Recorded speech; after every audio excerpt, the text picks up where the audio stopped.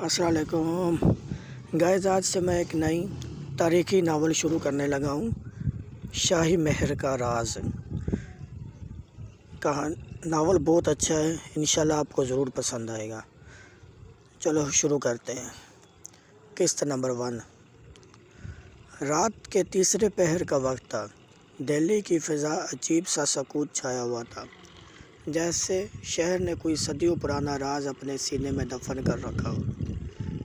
किला मला के फसीलों पर हुआ सिसक रही थी और सितारे की टिमटिमाती रोशनी वक्त की राख में लिपटी हुए अहदे को तलाश करने की कोशिश कर रही थी।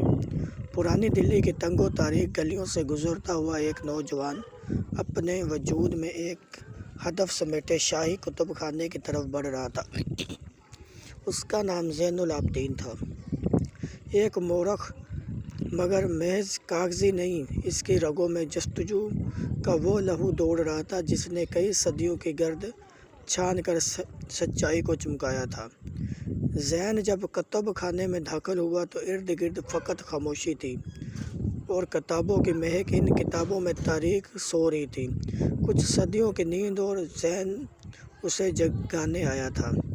किताबों के दरमियान बैठे बैठे अचानक उसकी नज़र एक धुंधली सी जिल्द पर पड़ी, जो बाकी किताबों से कुछ अलग थी। इसकी रंग में एक राज छुपा हुआ था, जैसे किसी ने जानबूझकर उसे छुपाया हो। ज़ैन ने कांपते हाथों से किताब खोली और वक़्त रुक गया। शाही महर वो अलामत जिसे सिर्फ खून अदल के वारिस को सौंपा जाएगा। खजाना बाकी रहे या ना रहे, महर की हिफाजत अदल के निशान की हिफाजत है। ज़ैन की आंखों में एक चमक दौड़ गई। उसने गहरी सांस ली और इर्द गिर्द के माहौल पर नज़र दौड़ाई। कुछ लम्हे गुजरे और इसके जहन में सिर्फ एक बात थी, ये महज एक किताब नहीं, ये एक दरवाज़ा है। लाहौर की राहों में चंद दिन बाद ज़ैन दिल्ली से निकल चुका था। ऊँट गाड़ी के पुश्त पर झूलता काफ़िले के साथ रवां दवां वो लाहौर के जानब गामज़न था। रास्ते भर वो इस राज को दोहराता रहा जो उसके हाथ आया था। उसके दिल में एहसास जगा कि वो खुद जो तलाश कर रहा है वो महज खजाना नहीं, शायद वो खुद अपनी पहचान तलाश कर रहा था। लाहौर के शाह आलमी बाज़ार में धुंध के बादलों में लिपटे दरो दीवार ज़ैन का इस्तकबाल किसी गैबी कुव्वत की तरह कर रहे थे। वहाँ एक बोसीदा दुकान थी जहाँ बरसों पुराने कलम स्याही और नुस्खे बिखरे पड़े थे। वो दुकानदार बाबा फरीद अपनी गहरी आंखों से ज़ैन को देखता रहा, जैसे वो उसकी आमद का मुंतज़र था। क्या तलाश कर रहे हो नौजवान?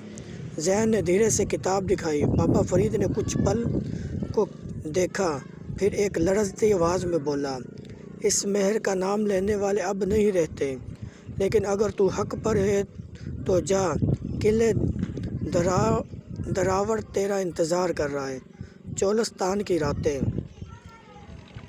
चंद दिन बाद ज़ैन के समंदर में अकेला खड़ा था।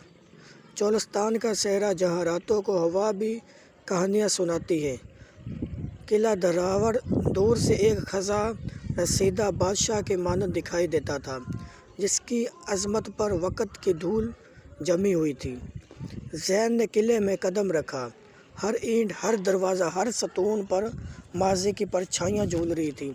वो एक एक कमरे खोलता गया, एक एक दरवाज़ा धकेलता गया और आखिरकार किले के तह खाने में एक खुफिया सिल मिली।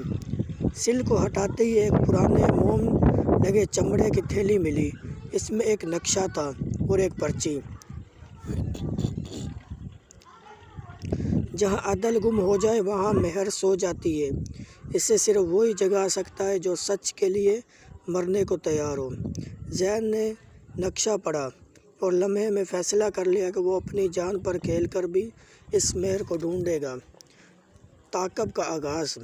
मगर जैसे ही किले से बाहर निकला, अंधेरे में हरकत हुई। चार साए खामोशी से इसके पीछे आए। उनकी आंखों में चमक थी, लेकिन ज़ुबान पर कुफल, और फिर ज़ैन पर हमला हो गया। ज़ैन ने खंजर निकाला, दफ़ा किया, मगर वो ज़्यादा थे। वो ज़मीन पर गिरा और जब आंख बंद होने को थी, एक आहनी लाठी की गरज सुनाई दी। मेरे होते हुए कोई इस राह का मुसाफिर ज़ख्मी नहीं ہو سکتا۔